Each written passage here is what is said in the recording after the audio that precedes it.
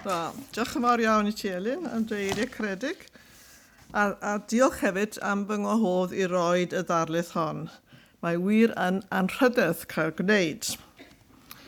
Ond pan dderbyniais y gwahoddiad, oedd e gwahoddiad i siarad ar bwnc a fyddai'n cyd-fynd â diddordebau'r Athro Caerwyn Williams. A nath e achosi peth pembleth i fi. Arbenigwr ar feidd yr uchelwyr oedd Caerwyn, wrth gwrs. Dwi'n yn gwybod bron dim am bod i'r maes yna mae'n ddrwg gen i ddweud. Nes i feddwl, siwr o fod, Melin eisiau fi siarad ar Cynogwen. Ond yr unig gysylltiad o'n i'n gallu gweld rhwng Cynogwen a Caerwyn, nath hi yn yr 1860au cyhoeddi ychydig o sgribau yn y cylchgrawn y Trythodydd, ac yn yr 1960au oedd e'n golygu Trythodydd. Ti'n meddwl, allwch chi ddim sgwennu, allwch chi ddim trafodi darlith awr. Wedyn, yn ffodus, nes i gofio bod gan Caerwyn hefyd ddiddordeb brwd a pharhaol yn newylliant ei fro enedigol. Ganwyd ef ym 1912 yn fab i lwr ym mhentref diwydiannol Gwen Caerwyn, yng ngogledd orllewin Sir Forgannwg. A mae Gerald fan hyn gallu weithio chi beth oedd Gwen Caerwyn yn edrych fel yn y 1940au, pan oedd ei arfer mynd ar wyliau. Mae'n bod ffôn am dweud. Beth bynnag. Hynny yw, oedd e ddim yn edrych fel hyn, bys e'r pentre gyd yn ddi a'r mynyddoedd i'ch ben yn wyrdd. Nôl pryd hynny. Fe fi Caerwyn yn ddisgybl yn yr un county school a Gwenallt, sef Ysgol y Slefera.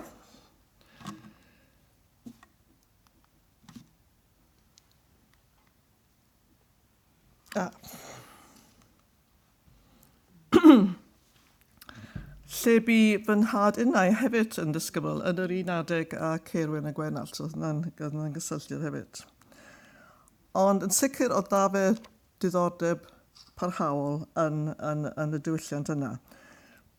Fe oedd awdur y rhagair i nofel hunangofiannol Gwenallt, Ffwrneisia, sydd yn digwydd, mae'n eitha tipyn o digwyddiadau yn cymryd lle yn yr ysgol yma.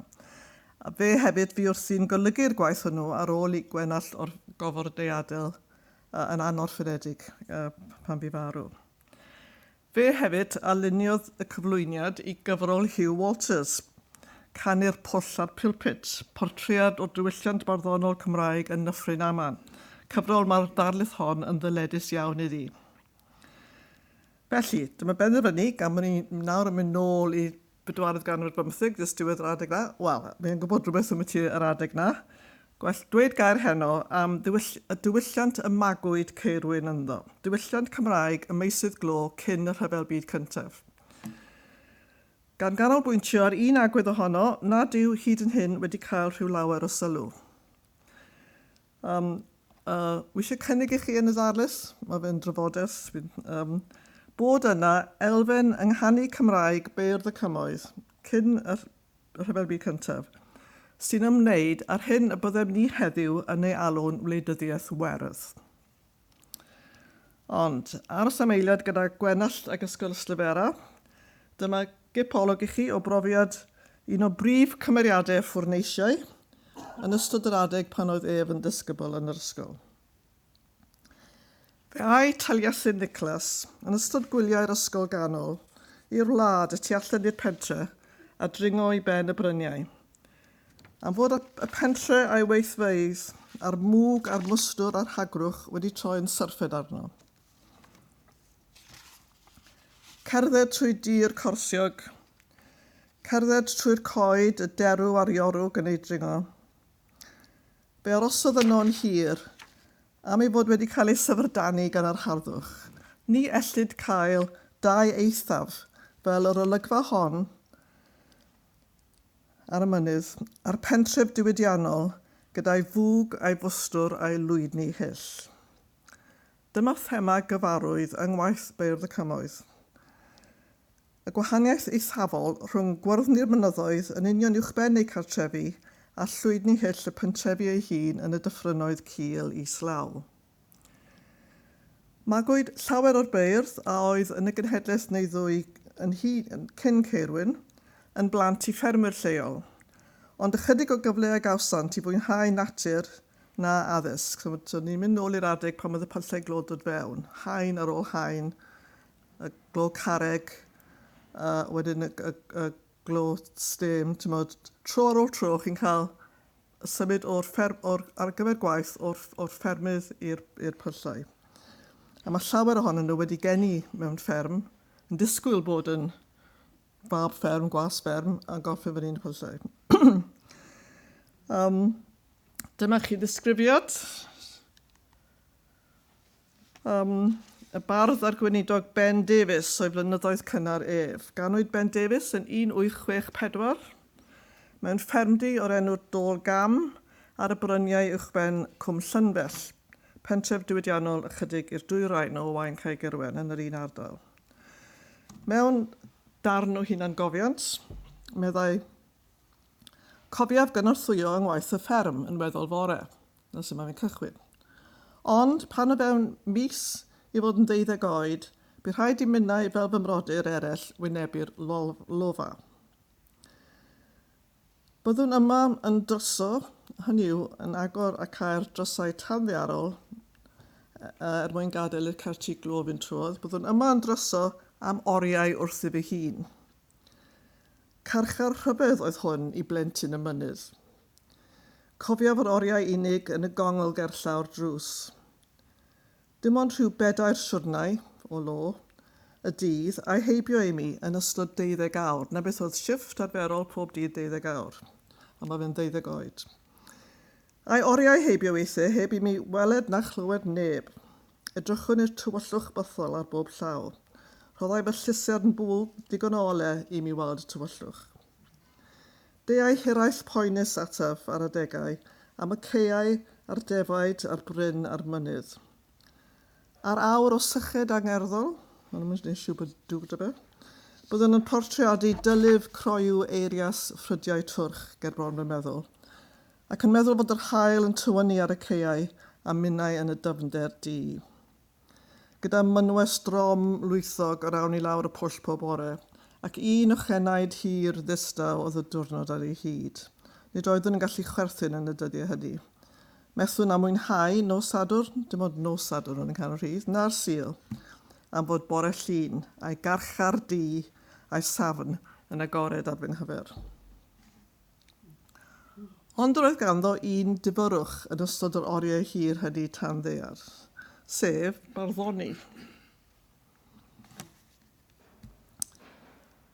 Cyfansoddais yma, hynny yw yn y pwll, llawer o benillion ac englynion, gorffwysant yn dawel ar y llechi llaeth ym mynwes yr eigion di, hynny oedd yn sgwennu'r englynion ar walydd y twneli'r pyllau. Roedd Gwilym Wyn, nawn ni nôl at Gwilym Wyn yn fuan, yn un o'r halias a ddylai heibio gyda'r cartre glo. A byddai yn fy holi am ryw gynghanedd neu gilydd pob siwrne. Credaf fy mod wedi dysgu'r cyngeneddion fel eu ceir yn yr ysgol barddol, sef gwerslyfr barddonol, gan Dafydd Morgado, cafodd ei gyhoeddi yn 1860. Wedi dysgu'r cyngeneddion cyn fy mod yn 12 oed. Deau barddoni yn hollol naturiol iddo, gan bod ei rieni yn Beirdd, y 2 ohonynt. Medref yn had rhigymu yn berffaith dydd drafferth. Un o'r pethau cyntaf wyf yn cofio yw can argyffredig yn ein cartref o'i waith. Medrai fy mam rhigymu hefyd, yr un mor ddi-drafferth am tad, ond nid mor faith, rhyw 2 pennill o ei heithau hi. Oedd ganddi hi, mae'n debyg, ddim yr amser i gyfansoddi'n fwy heleth, gan fod y teulu'n niferus. Byddai hi hefyd wedi cynorthwyo gyda gwaith y fferm, a debyg oedd y tad yn mynd a dod fel ffarmwr a glor, oedd yn ceisio gwneud y ddau. A byddai'r fam hefyd yn goffa ceisio cadw'r cartref yn lan, cartref oedd yn cynnwys o leia 4 o lowyr, cyn bod sôn am unrhyw pited bath yn beth fath. A sylwer nad oes sôn amdani hi'n cyhoeddi gwaith.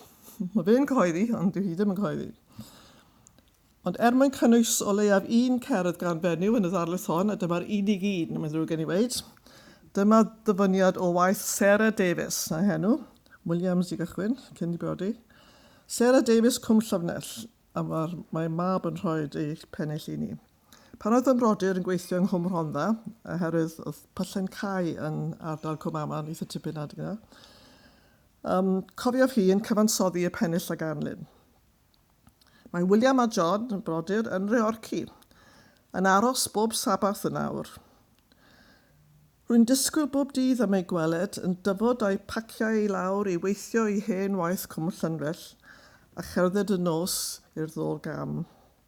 A dyfod a'i pai pob pythefnos yn gryno i'r hen wraig ei mam. Wi heb ddod ar draws unrhyw fardd benywaidd arall o'r un ardal ar un adeg, heblaw am gyfeiriadau at Dilaeswen, neu falle Dilaeswen, sef enw barddol Sarah J. George, a oedd yn ôl y papurau lleol yn darllen ei cherddi mewn rhai o gyfarfodydd y cyrch, ond ni ymddengys bod Dilaeswen, dim mwy na Sarah Davies, wedi cyhoeddi gair o'i gwaith. So mae unrhyw yn gwybod unrhyw am y ti Dilaeswen, sy'n ni'n falch iawn i glywed. Fodd bynnag, i fechgyn yr ardal, roedd barddoni a changeneddu yn sbort cymdeithasol. Dyma i chi ddisgrifiad gan Gwyn, sef William Jones Cwm Llynfell, yr haliwr a ddaeth heibio i Ben Davies yn y pwll, o'r sbri a gawsau bechgyn y lofa wrth ddod at ei gilydd ar ôl oriau gwaith i farddoni. Ambell noson 10 o'r wythnos gwelyd ni dan lwyni Beirdd fel derwyddon yr hen oesau yn cael orig gyda'r Beirdd. Oriau hwyr ac oriau bore, oriau eraill Ceiriog Hughes, a ddarllenem am y gorau cyn bod sôn am Football News. Dysgu nyddu'r cangeneddion, llinellau yn ddiball, a chael ffrwd o grechwen iachus wrth ein ganfod ambell wall.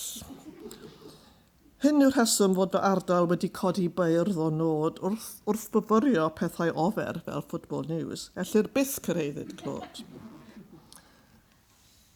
A dyma lun o gryw o Beirdd Rhydaman am 1904. Pob un ohonynt wedi cyrraedd clod. Amryw ohonynt trwy eu cysylltiad ag ysgol y Gwynfryn. Yr ysgol a gychwynnwyd gan Watkin Wyn, cofio Watkin Wyn fyna, yn Rhydaman yn yr 1880. Heblaw am Nantlais a ddaeth i'r ardal fel pregethwr. Dyna Nantlais fyna, fe yw Nantlais. Magwyd hwy i gyd yn y cymoedd glo. Dechreuodd y mwyafrif ohonynt ei gyrfaoedd yn y pyllau, cyn cyrraedd clod fel Beirdd ac yn aml iawn fel pregethwyr hefyd. Arhosodd Gwytherig, Gwytherig fyna, ei holl oes yn y glofa. Fe mae'n debyg oedd yn cael ei ystyried yn bencampwr ar englyn. Dywn ni nôl at ef. Ond un o englynion Eben neu Ebenezer Aman Jones, fe yw Ebenezer Aman Jones. Wi am i ddyfynnu nes ar y sleid yma. Minnau o'i fab y mynydd, a fagwyd yn fugail ar foelydd, ond wedyn oedd yn lywr, ond cryd i baid fenaid fydd o na bawn yno beinydd. Cychwyn fe bugail neu gwas fferm wedyn cael eich gorfodi do'n weithwyr diwydiannol yn brofiad cyffredin.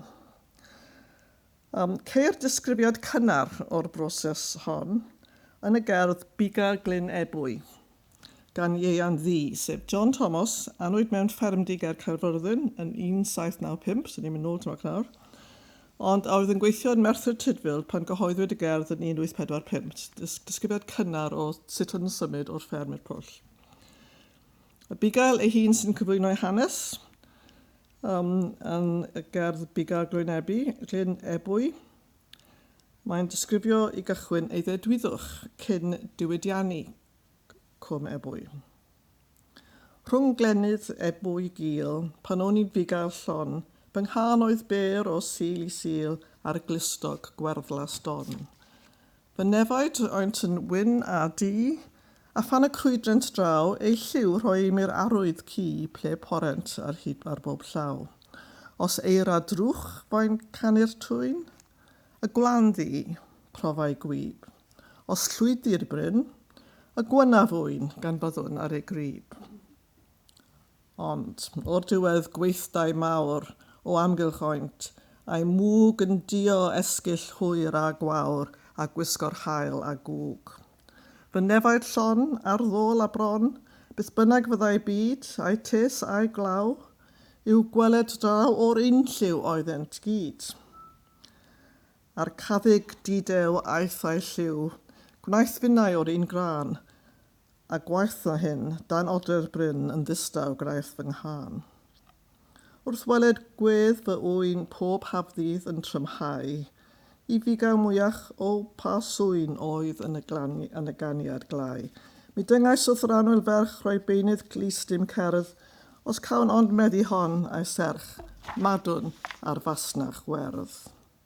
Nawr ein bywoliaeth ni a'n bri sydd rhwng y gweithiau tad. Mae'n cael ei symud bant. Hyn a gawn yma yw darlun barddonol lled ysgafn yr unolog. O'r broses hanesyddol hynna, mae Karl Marx yn ei ddisgrifio fel hanfod cyfalafiaeth. Rhaid gyrru'r gweithiwr o'r tir, o'r fasnach werdd, cyn bod y dull cyfalafol o gynhyrchu yn bosib, meddai Marx yn Das Kapital. Cyhyd y cyperu'r gweithiwr yn berchen ar ei foddion cynhyrchu, mae crynhoi cyfalafol a'r dull cyfalafol o gynhyrchu yn amhosib. Mae'r dosbarth o weithwyr cyflog sy'n hanfodol i'r rhain, ni'r gyfalafiaeth, yn eisiau. Difeddiannu trwch y boblogaeth o'i tir yw sylfaen y dull cyfalafol o gynhyrchu. So, mae'r broses ma'n gyn glwm wrth ei gilydd. Yr rhain yn gael off y tir er mwyn bod nhw lawr yn y lle yn gweithio am gyflog i'r cyflafur. Na pam maen nhw'n dweud oedd yr holl Enclosure Act, diwedd yr ail ganrif yr 19fed ganrif, oherwydd oedd y cyfalafwyr yn tyfu, oedd eisiau nhw gael y pobl bant o'r tir, bant o'r sefyllfa lle nhw'n perchen ar ei bywoliaeth mewn i'r rhengoedd o weithwyr rhad. Syniadau Marx oedd prif symboliad trwy y mudiad llafur wrth gwrs, ac adlewyrchu'r wleidyddiaeth sosialaidd honno yn amlwg iawn yn lle yn y cymoedd yn ystod yr 20fed ganrif, yn enwedig yn y lle Engl Gymreig. Ond yn ôl beirniad am wnaeth gyfraniad arbennig i'n dealltwriaeth o ddiwylliant Cymreig y Pyllau Glo, sef Hywel T.B. Edwards, gyda'i gyfres y cymoedd a'i gyfrol Arwr Glew Erwair Glo, roedd llên Gymraeg a oedd yn ymwneud â byd y glôr yn ddiffygiol o safbwynt gwleidyddol. Nid oedd y beirdd eisteddfodol a Christnogol Cymraeg wrth bortiadu'r cymoedd diwydiannol yn fodlon cydnabod pwysigrwydd a thwf ei sosialaeth, meddai Hywel T.B. Edwards yn yr ail ddyfyniad fyna. Rhwng 1850 ac 1950, bodlonodd y Gymraeg ar greu ystrydeb o arwr diwydiannol sydd yn ei hanfod yn ffigwr pathetic. Mae'r glôr yn berthyr yn y llenyddiaeth mae fe'n dweud. Dwi ddim yn sefyll fyny yn erbyn beisbystri cyfalafol. Nid oedd rhaid i'r glôr gwrthryfedig ond cofio bod dydd y farn i ddod a gadael I ddiw y ddial y cap, so oedd y glôr Cymraeg Cristnogol ddim yn protestio. Feddaliodd y Gymraeg ati I guro drwm yr apel boesol a'r siars Cristnogol, ei bod mor glir ar dydd fod miloedd ar filoedd o lowyr wedi rhoi ei ffydd yn efengyl sosialaidd Saesneg a ddawau hawliau iddynt yn y byd hon. Roedd y Cymru yn fwy dof na'r Saeson oherwydd ei bod yn fwy Cristnogol na'r syniad. Reit, dwi'n mynd I sgipio'r slaid nesaf, oherwydd wy'n gweld yn amser yn fynd, a mae nifer o pobl dwi'n chi bod chi'n gael pob yn mas erbyn hanner I 6, so syniad arall yw ond mi ddim yn mynd fewn I hwnna gyd. Ni'n mynd syth at y ffaith bod rhai o'r cerddi Cymraeg yn fwy amlwg yn sosialaidd. Enghraifft,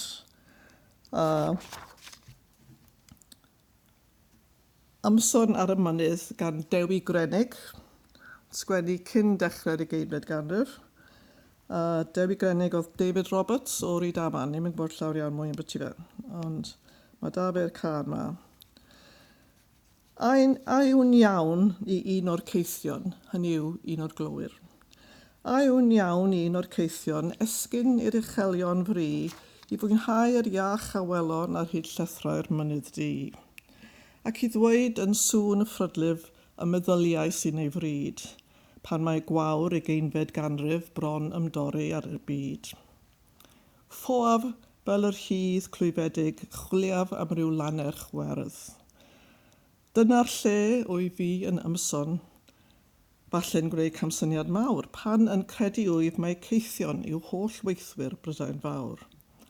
Ceithion ydyw glowyr Cymru, gwnaf y llw a doed a ddel, heddiw'n gryddfan ac yn gweidi o dan fflangell sliding scale. Sliding scale oedd y drefna lle chi ond yn cael eich talu yn ôl pwysau'r glo o'ch chi'n torri, nid yn ôl eich oriau gwaith. Mae'r amser yn mynd mlaen. Os y teimlu'r rhyw anhawster i sylweddu peth fel hyn, hynny yw, mae ceithion i'w glowyr.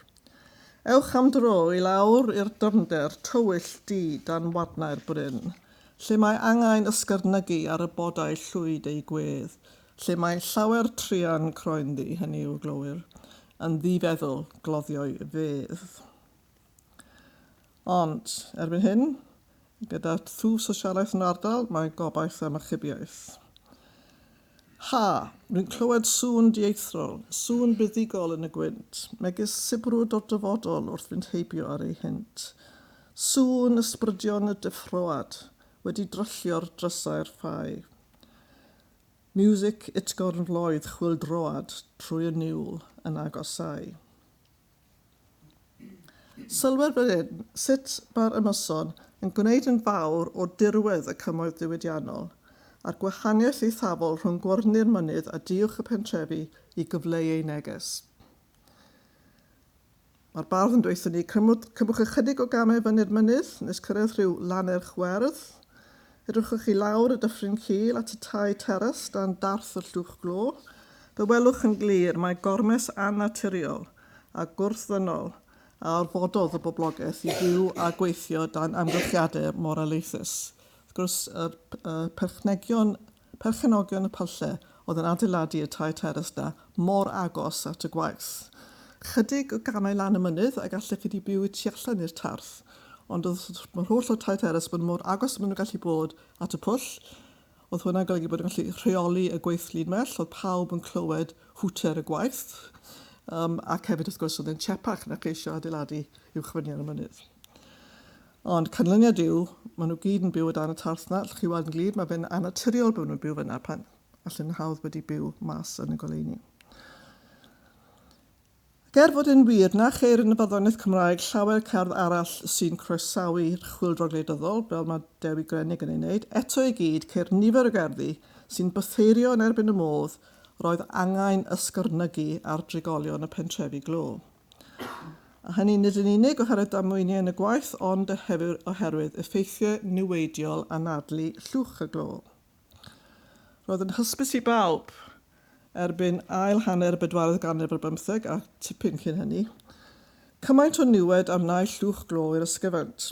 Fel y dengys y cartŵn hwn a gyhoeddwyd yn 1888 yn y Cylchgrawn Punch, roedd pawb yn gwybod bod cythrael y tarth, y ffog demn, yn ymledu allan o danau brenin y glo, a'i gwpan llawn carbon acid, mae'n dweud ar y cwpana.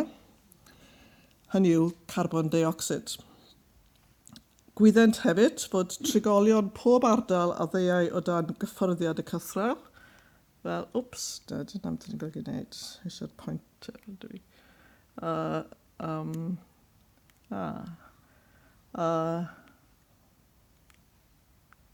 Na Llyngen, a'r smog dros Llyngen, sy'n dod o'r holl tannau glo yn Llyngen, wrth gwrs. A dyna'r tipiau, chi'n meddwl gweld nhw gyd, a mae tipiau fan hyn, a mae fath o olwyn gwaith glo. Pob man oedd dan bysedd cythrael y tarth. Maen nhw gyd yn dioddef, a mae'r cartŵn yn rhestru, ond chi'n meddwl gweld e'n glir, mae'n ddrwg i, rhestru enwau y clifydau. So, yn y geiriau yna, bach yn aneglur, mae'n rhestru asthma, bronchitis, pneumonia, pleurisy. O'n nhw'n gwybod pryd hynny, dyma'r effaith, ac wrth gwrs, yn fuan o'n nhw'n ychwanegu silicosis, pneumonocosis i'r rhestr yna. Colli iechyd trwy weithio dan ddear sy'n poeni gweithiwr yn can y glôr. But lan fan hyn. Cerdd a gyfansoddwyd gan Gwen, am misoedd olaf ei bywyd, nid glôr oedd ei wrth gwrs, ond yn misoedd olaf ei bywyd oedd yn mynidog yn rhedegar. Ac yn cydymdeimlo gyda'r ei gymdogion. Anghan y glôwyr, mae'r llyfr o'r pwll yn mynegu y dicter yn cynnych oriau hir y gwaith a'r tal isel, hefyd yn rhestru y pryglon sydd ei wynebu. Posibilrwydd y gaiff ei chwythu'n ddarnau man gan dan chwan y pwll neu cael ei gladdu'n fyw gan gwympiadau'r nen, ond yn fwy na dim, mae'n bytheirio yn erbyn y ffaith bod ei gyflogwyr yn galw'n ddibaid am fwy a mwy o glo, ei bod chwythau hefyd mae'n siŵr yn gwybod am y niwed mae'n arleillwch glo yn achosi ar ysgyfaint.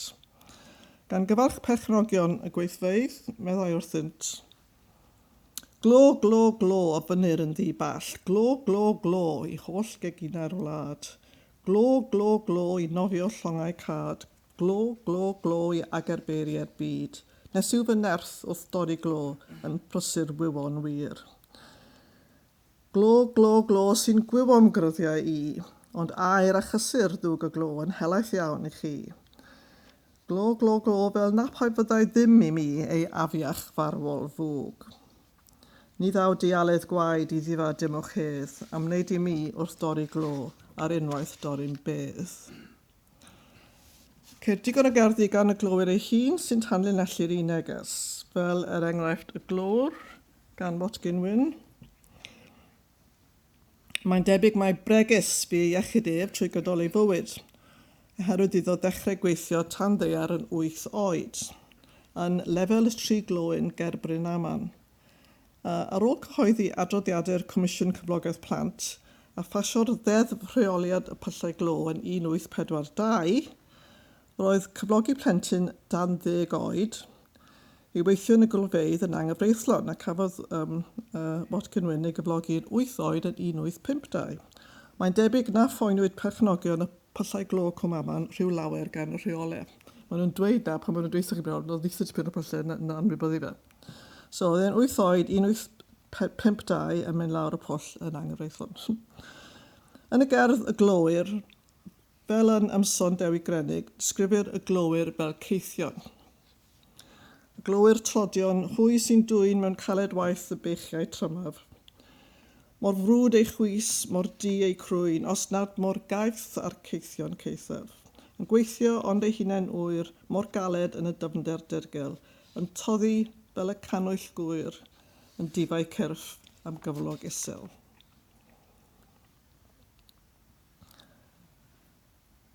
Un arall a gychwynnodd ei arfer fel glôr yn 8 oed, yn anghyfreithlon, yng Nghwmaman oedd Gwytherig. Sef Richard Williams a anwyd yn 1842. Mae ef hefyd yn ei englynion yn pwysleisio afiechydon y glôwyr, ac yn gwybod yn iawn lle roedd bai. Dyma'i englyn i'r hen lôr. Ei ddilyn creithiog ddwylo, tenau llwyd dyn llesg heb wynt ganddo. Am anadl mae'n dymuno un ei lungs yn llawn o lo. Mewn llythyr at Gwen, mae'n cwyno'n dost am ei gyflwr ef ei hun.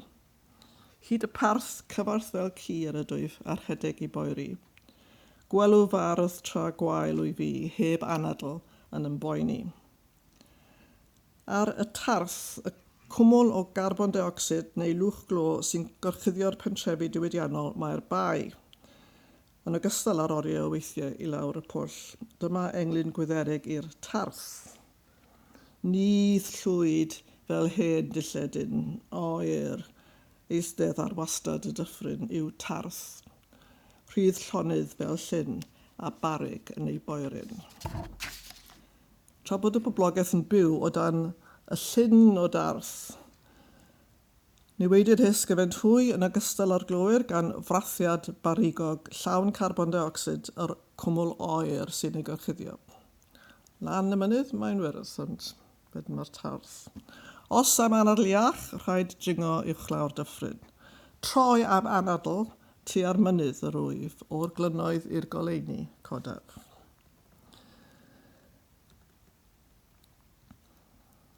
Ac oedd hyn I gyd, dweud y gwir, yn ddianghenraid.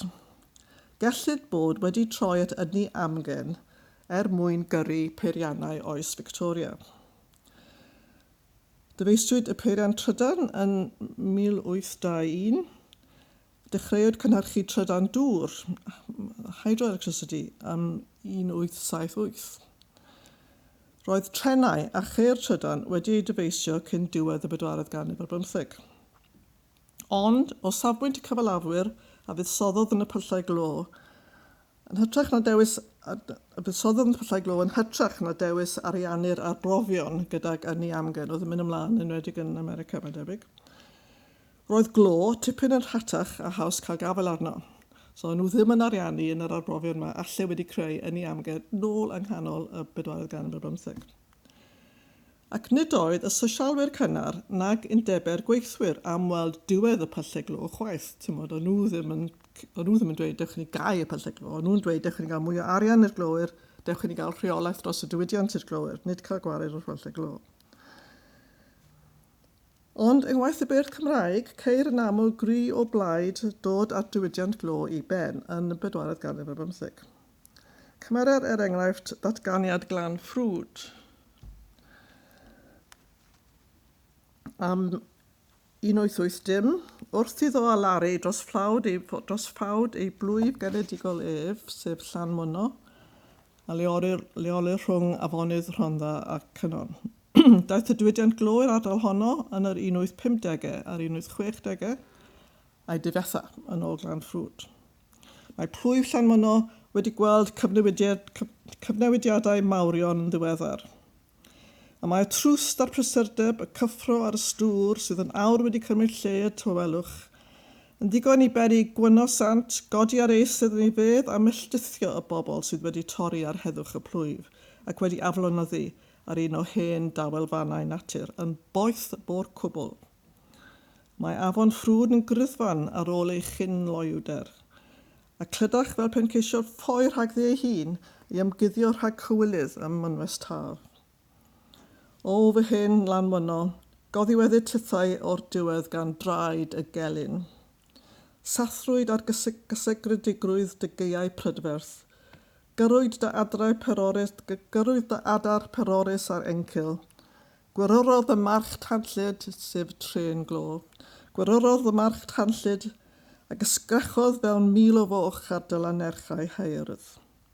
Mor deg, mor dawel, mor bir, mor ddistaw, mor anwyl oedd ei ti cyn i'r anturiaethwyr dyrio dyfynwes. Ond yn awr, yr wyt fel pob lle mae glo yno.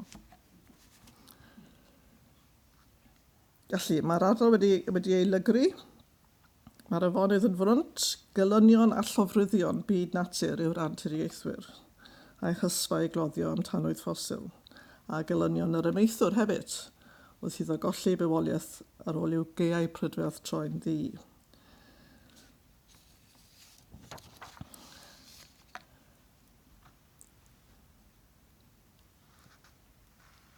Yn ystod yr adeg hyn, hynny yw ail hanner y 4th ganrif ar 15, roedd e hefyd yn hysbys I wyddonwyr, falle ddim i'r cyhoedd, bod carbon dioxid yn gallu cael effaith niweidiol nid yn unig ar yr ysgyfaint, ond ar wres yr hinsawdd. Mae chi 1856 cyhoeddodd gwyddonydd o'r enw Eunice Newton Foot ganlyniadau ei harbrofion hithau I mewn I effeithiau carbon dioxid neu carbonic acid gas, fel ei galwyd ar y pryd. Gan ddweud y byddai, o'r dyfyniad cyntaf lan yna, byddai atmosffer llawn o'r nwy hwnnw, carbon dioxid, carbon acid gas, yn rhoi un deiar tymheredd uchel. Ond yn anwybyddu hynny, cynyddu wnaeth y farchnad glo, gan gyfrannu'n helaeth at y newidiadau hinsawdd sydd heddiw wrth gwrs yn peryglu ein dyfodol. Bellach, adnabyddir oes y chwyldro diwydiannol fel yr anthropocene. Hynny yw, yr oes pan ddaeth yr hil ddynol yn rym daearegol yn newid ei gweithredoedd hinsawdd y ddeiar, meddai Gareth Wyn Jones yn ei gyhoeddiad diweddar yn ei gwaith a chymhlethdod. Hyderaf fod pawb bellach yn ymwybodol o'r dystiolaeth pennant a diamwad ynghylch newid hinsawdd anthropogenaidd a'i berthynas a llosgi tanwydd ffosil.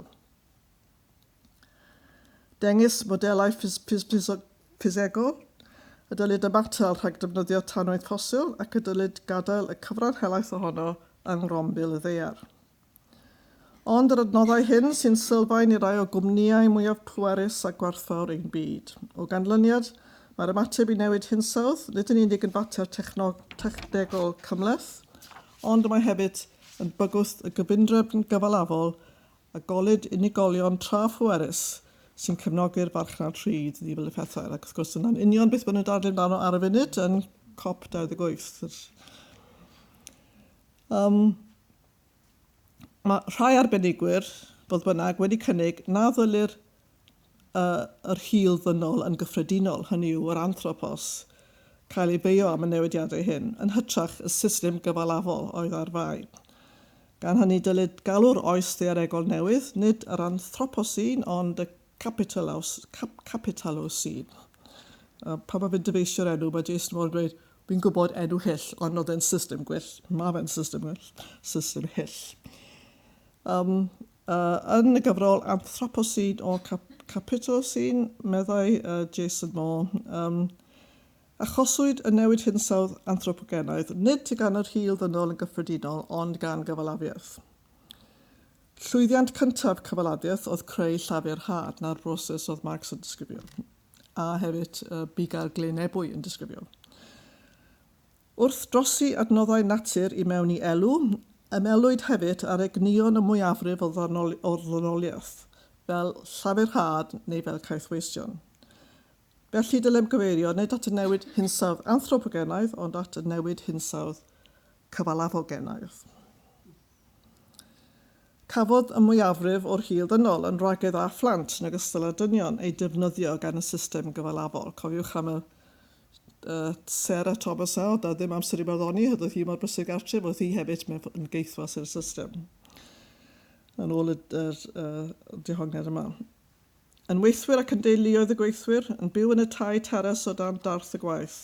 Cawsant ei niweidio o'i llygru, fel y niweidiwyd byd natur o'i cwmpas, yng ngherddi Cymraeg o glowyr. Mae'n amlwg ddigon nad oedd dewis hwy y tyfodd y fasnach lo ar draws cymoedd De Cymru. Yn erbyn y hywyllus, y collasant ei bywoliaeth amaethyddol a chael ei herlyd o'r tir. Gadewch y glo yn y tir yw neges llawer o'r Beirdd, enghraifft dyfnallt. Sef John Dodnall Owen o Lan Giwg yn y Ffrinaman yn ei gerdd Dianc i'r Mynydd. Mae roglau trwm, hofelau llwm a thrafael yn y stryd. A phawb a ddaw trwy'r llwch a'r baw o dan ei baich i gyd. Gwyn fyd yn neb ag affo, ar fryn uwch ben y dre, ddiofal hynt a chwmni gwynt a threm ar las y ne. Y glas dilen goriwch ei ben a'r gwyrdd o dan ei draed. Llwyddodd dyfnallt i godi o'r glynnoedd i'r goleuni, cychwynodd ei arfa yn y pwll glo, ond daeth wedyn yn weinidog, yn rhyl ac yn archdderwydd yr Eisteddfod Genedlaethol. Dyma mae'n dymuno ar gyfer cymdogaeth y pyllau glo lle gafodd ei fagu dihangfa iddyn nhw hefyd oddi wrth lwch a tharth y gweithfeydd. Ond daeth y dihangfa hynny'n rhy hwyr i rhai o'r Beirdd. Dechreuodd Ben Bowen weithio ym Mhwll Glo Tyn Bedw, Treorci, yn 12 oed yn 1890. Yn ifanc iawn, bu'n cystadlu'n llwyddiannus mewn eisteddfodau, daeth yn adnabyddus fel bardd ac yn 1897 cafodd y cyfle i adael y pwll mwyn paratoi ar gyfer y weinidogaeth. Ond rhyddhawyd efo'r gwaith yn rhy hwyr i achub ei iechyd. Gweidodd o'i ysgyfaint yn 1899 a bu farw yn 50 oed. Mae ganddo ef gerddi cofiadwy am y modd roedd y farchnad yn lo yn dinistro iechyd byd natur. Yn Moel Cadwgan enghraifft, mae'n cyfarch y mynydd uwch ben ei gartref yn Nhreorci sydd wedi colli'r dysni. Heilwen at y Goffa, cwmwl wrth y draed, hynny yw cwmwl anaturiol y tarth. Masnach ddall fan yma signau ffwrdd dy waed. Gofyna'r bardd oes gobaith y caiff moel cadwgan rhyw ddydd dychwelyd i'w lendyd cynhenid. Pryd baid llwch y lolfa, difar blodyn bach. Pryd aif tawch y danchwa o'r awelon iach.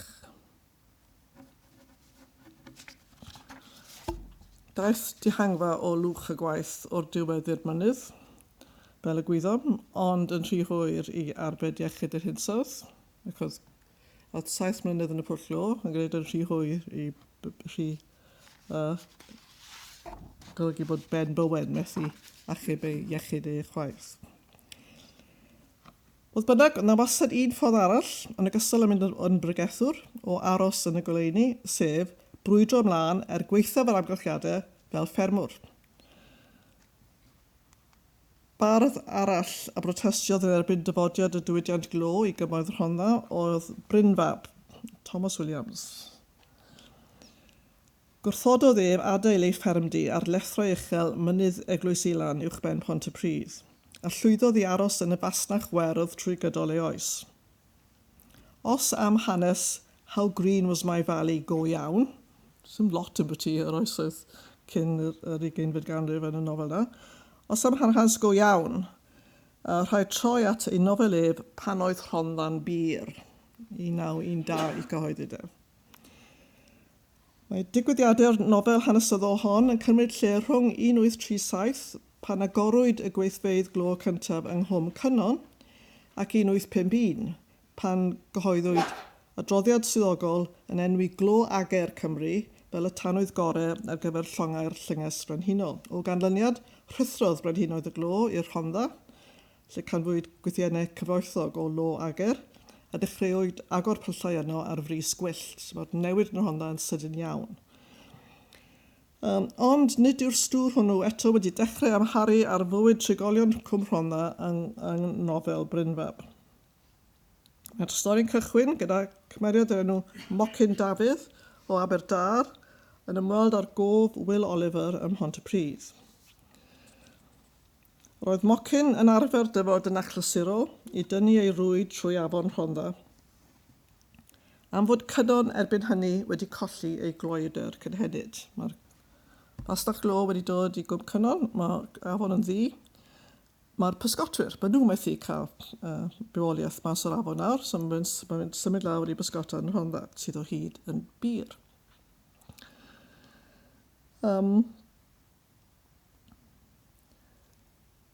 Mae'n gobeithio bydd yn cael cwsmeriad ar gyfer ei ddalfa, wedi cael dalfa eitha da bysgod, yng ngefael y gof ym Mhontypridd.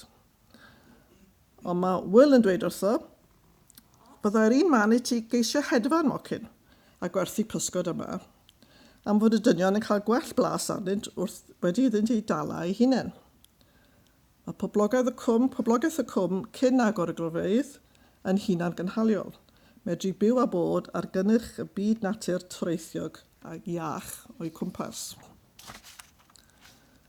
Aros yn Rhondda yng ngefael Will Oliver ac yng nghymdeithas ei gwsmeriad amaethyddol a wnawn trwy weddill y nofel. Ni ddim yn mynd nôl i Cynon ddi, ni'n aros yn Rhondda, mae'n Bir. Ar y gorwel, mae bygythiad o'r newidiadau sydd i ddod gyda rhai ffermwyr yn dechrau sôn am werthu eu tir i anturiaethwyr glo. Ond nid yw hynny eto wedi ymyrryd ar hen ffordd o fyw yn yr ardal, gyda'i chymorth Beirdd adeg cynheuaf neu gneifio defyd, ei chapeli a'i cyrdde mawr, ei heisteddfodau a chyfarfodydd Beirdd, sef Clic y Bont ym Mhontypridd. Mae'r holl bwrl yna yn mynd ymlaen cyn bod y glo yn dod, na beth mae'n eisiau pwysleisio. Nid oes llawer o stori na chynllun i'r nofel, ei bod yn llawn bywyd, ond ymddengys mae ei ffwrpas yw dangos i'r darllenwyr ar ddechrau'r 20fed ganrif 1912, mor gymdeithasgar a diwylliedig oedd trigolion yr Rhondda cyn cychwyn y rhythr am y glo. Erbyn 1912, pan gyhoeddwyd y nofel, gallai'r cwm frolio bywogrwydd ei diwylliant hwy, fel maen nhw'n tueddu i wneud, bod diwylliant y cyfoeth glo llawn cyngherddau, corau, rygbi ac ati. Ond diweddir wrthyd gan Brynfab, trwy gyfrwng ei gron nofel, nad oedd y cyfoeth diwylliannol hwnnw yn dibynnu ar y diwydiant glo, yn hytrach roedd yn rhan o'i hetifeddiaeth fel Cymru.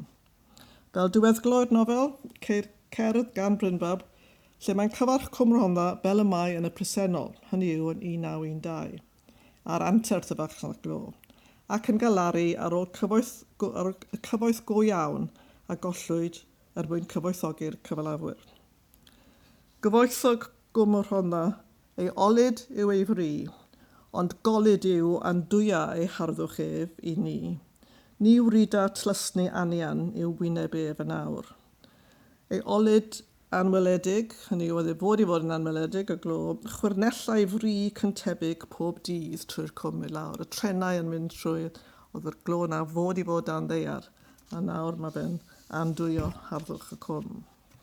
Wrth i'r trysor peryglus y glo, cael ei rwygo i gyddfan ddiogel tan ddeiar a'i glido ar y trenau i lawr i borthladdoedd llywyrchus y Bari a Chaerdydd. Daw'r cymoedd i fri rhyngwladol, ond bri cyntefig ydyw, yn ôl y bardd, o'i gymharu â naturioldeb coeth y dydd a fi. Rheibwyd Cwm Rhondda, rhwygwyd ei bywoliaeth oddi wrth ei amaethwyr, sy'n ôl i'r thema yma to. Mae cyfoeth mawr ei fynwes yn dio i wyneb glân. Mae fod i bod lawr na dan ddeiar, yn mae'n dio i fynwes. Ei wyneb. Mae cyfoeth mawr ei fynwes yn dio i wyneb glân, a nerth ei galon gynnes yn mynd yn ddefnydd tân. Ni ddaw o'i feisydd heddiw gan hogyn gyrru'r wedd. Twf mastach sydd yn deffro y clogyn fwy'n breuddwydio yn ei naturiol hedd. Mae ymysgaroedd y mynyddoedd wedi rhwygo'r wyneb, eu colyddion wedi ei gadael yn domenydd o dipiau glo. Fel sôn i'r domenydd, y tipiau glo yw'r eina, reit yng nghanol y tai. Dychmygu pa mor afiach oedd e i fyw fel.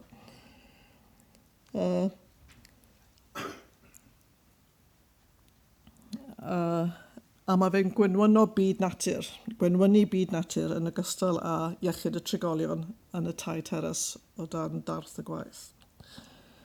Nid yw Brynfab ddim mwy na llawer o llenorion eraill a glwsom y lleisiau yn y ddarlith hon, yn dewis portreadu twf gwleidyddiaeth sosialaidd y cymoedd yn ystod ei oes.